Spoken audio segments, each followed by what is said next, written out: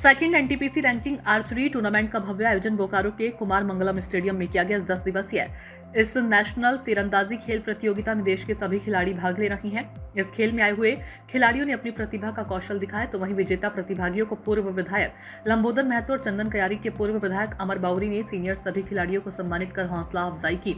चंदन कयारी के पूर्व भाजपा विधायक अमर बाउरी ने कहा कि बोकारो के लिए सौभाग्य की बात है कि 28 तारीख तक चलने वाला इस आर्चरी में देश के महान खिलाड़ी भाग ले रही हैं।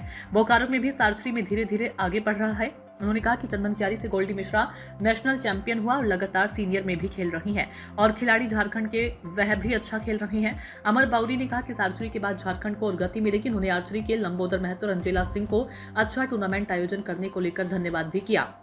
अमर बाउरी ने कहा कि कुमार मंगलम स्टेडियम इतिहास का एक अंश बनकर रह गया है। इसकी ख्याति और इसका महत्व स्थानीय प्रबंधक को इस पर कोई जोर नहीं है। उनको ये समझ में नहीं आता कि इसके गौरव को कैसे बचाए रखना है। उन्होंने कहा कि इस टूर्नामेंट के माध्यम से जो देश दुनिया में जो मैसेज जाना था वो पॉजिटिव जाए, इसका ध्यान रखना चाहिए था। इसके लिए निराशा है, इस पर हम लोगों को पुनः विचार करना होगा। उन्होंने कहा कि सेल प्रबंधन हो या सरकार आगे इस पर विचार करके काम करेगी। उन्होंने कहा कि खिलाड़ी खेल को प्राथमिकता देते हैं।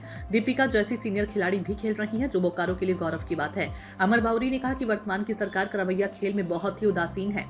खेल के संसाधनों और खेल को बढ़ोतरी को दिखाना चाहिए था। उन्होंने कहा कि पिछली सरकार में जो चली थी उसको आगे बढ़ाना था, उसमें कहीं ना कहीं सरकार उदासीनता दिखा रही है। उन्होंने कहा कि एक समय था जब देश में आर्चरी की टीम चुनी जाती थी तो सिर्फ झारखंड के खिलाड़ी दिखते थे।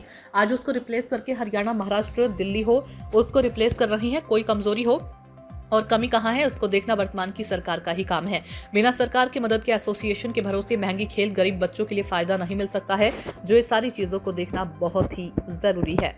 मैंने तो कहा कि भाई सेल जब इस स्टेडियम को इस टूर्नामेंट के लिए जब देने के लिए सहमति दी, तब उनको चिंता करना चाहिए था कि भाई इससे जो राष्ट्रीय स्तर पर जो मैसेज जाएगा वो मैसेज उनके लिए पॉजिटिव हो। एनटीपीसी सर आपका लीड स्पॉन्सर है, टाइटल स्पॉन्सर, उनको भी तो शायद इस पे, ये बारिश का तो मौसम है सब जानते हैं, क्या उनको इस पे ध्यान नहीं देना चाहिए था? सेल इकलौता ही जिम्मेदार है। देखिए, मैं तो पूरी संस्था को, ऑर्गेनाइजेशन और सभी चीज़ों को मैं कह रहा हूँ, बावजूद इसके खिलाड़ी ऐसे हैं ना जो खिलाड़ी खेल को प्राथमिकता देते हैं।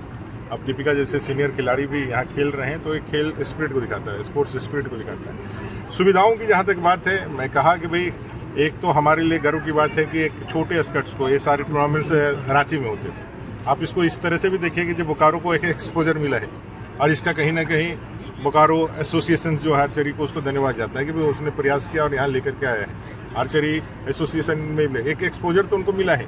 संसाधन में कहीं गड़बड़ियाँ हो रही है तो ये हम सब के लिए, क्योंकि अब भी बोकारो के, हमारे बोकारो के लिए, तो हम सब लोगों के लिए यह बड़ा विषय है कि भाई जो हमको इसके माध्यम से जो हमको पॉजिटिव एक्सपोजर मिलना चाहिए था उसमें थोड़ा सा डेंट लगा है। तो आगे से कभी भी जब हम इस तरह का मौका मिले तो हम इसको ज़्यादा से ज़्यादा अपने आप को अच्छा एक होस्ट एक हुआ, आपने खेला भी, तीर भी चलाया, क्या कहेंगे पूरे इस टूर्नामेंट को लेकर? बहुत अच्छा एक्सपीरियंस रहा।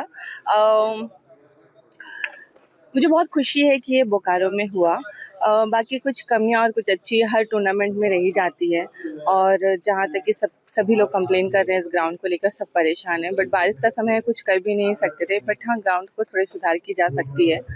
अदरवाइज फूडिंग लोडिंग में कोई प्रॉब्लम नहीं है, टूर्नामेंट अच्छे से गया। ये बताइए कि झारखंड को लेकर क्या कहेंगे, जो झारखंड के नई प्रतिभा हैं उनके लिए क्या कहेंगे? अगर ऑनेस्टली कहूँ तो झारखंड में है, और क्योंकि प्लेयर्स तो है या नहीं है मुझे नहीं पता, या फिर वो अच्छे से प्रैक्टिस नहीं कर रहे हैं, या फिर जो इंफ्रास्ट्रक्चर है वो नहीं मिल पा रही है उनको। बट धीरे धीरे मैं देख रही हूँ, क्योंकि जब मैं नई आई थी तब झारखंड के प्लेयर ज़्यादा हुआ करते थे। अभी झारखंड के प्लेयर हैं ही नहीं, मतलब ढूंढना पड़ता है झारखंड के प्लेयर। तो बोलूँगी कि प्लेयर्स का तो एटलीस्ट शूटिंग हैंड्स को हम ठीक कर सकते हैं। झारखंड के लिए नेशनल गेम्स होना और आने वाले टैलेंट के लिए कहीं ना कहीं लगता है कि यहाँ की सरकार और जो स्पोर्ट्स अथॉरिटी है वो सीरियस नहीं आर्चरी के लिए।